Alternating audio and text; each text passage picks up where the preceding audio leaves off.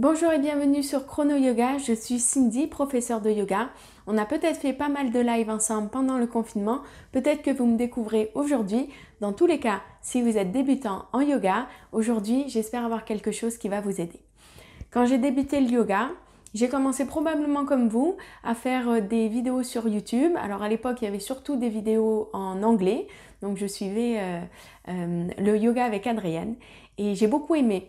En revanche, quand on fait des cours comme ça, on fait surtout du mimétisme. C'est-à-dire la prof vous dit faites ci, faites ça. Et puis nous, on essaye de faire à peu près pareil, plus ou moins sur notre tapis à la maison. C'est très bien, c'est vraiment une manière d'apprendre, ça permet vraiment de faire la pratique soi-même.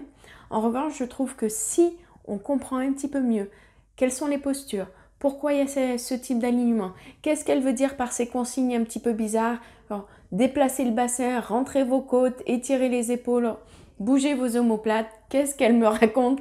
Moi, quand j'ai commencé le yoga, je me suis dit, mais qu'est-ce qu'elle me dit? Ce que je voudrais vous proposer, c'est une formation de yoga débutant. J'ai bien dit une formation, pas des cours. Pourquoi une formation? Moi, quand j'ai fait ma formation de professeur de yoga, la première chose qu'on a commencé à me parler, c'est d'anatomie et puis comment les postures étaient par rapport à la colonne vertébrale. Moi, je ne m'étais jamais posé la question. La prof disait faites guerrier 1, hop, on faisait guerrier 1. Elle disait faites guerrier 2, on faisait guerrier 2. Je ne me suis jamais posé la question de comment était ma colonne vertébrale dans ces postures. Et ça m'a donné une autre manière de réfléchir et de voir les postures de yoga. Là, ce que je vous propose, c'est exactement ça. Une formation pour apprendre les bases du yoga, les bases des postures. Mais dans le yoga, il n'y a pas que les asanas, il n'y a pas que les postures. Les bases de la respiration. Comment respirer en yoga? Les bases de la méditation. Parce que pour beaucoup, moi ça a été comme ça, je vous l'ai peut-être déjà raconté si vous me suivez déjà sur YouTube, la première fois que j'ai fait de la méditation, mais c'était l'horreur. Ça a été l'horreur. Et en plus, c'était long. Il y en avait pour 20 minutes. Moi, à l'époque, 20 minutes rester assise, c'était terrible. J'avais les jambes qui étaient tout endormies, les fourmis, plus de sang dans les jambes. C'était terrible, terrible. Je vous évite ça. On fait des techniques de méditation débutant pour vraiment apprendre à méditer sans passer par la case « Mon Dieu, c'est terrible, c'est horrible, pourquoi je reste assise comme ça sans bouger pendant 20 minutes ?» Donc tout ça, c'est une formation que je vais vous proposer avec une vingtaine de vidéos.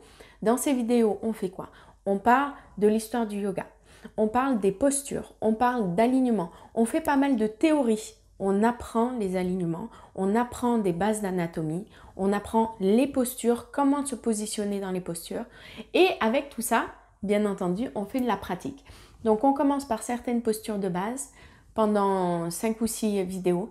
Derrière, vous avez une vidéo complète de 1 heure où on fait un cours complet qui va travailler des postures d'étirement, de souplesse, de renforcement qui vont vous permettre de faire les postures qu'on a étudiées dans les tutos. Plus on avance dans le programme, plus on étudie postures, plus les cours complets deviennent variés avec plus de postures. Donc si ça vous intéresse, je vous mets juste en dessous le lien vers ce programme débutant. Je vous dis à très bientôt. Namasté.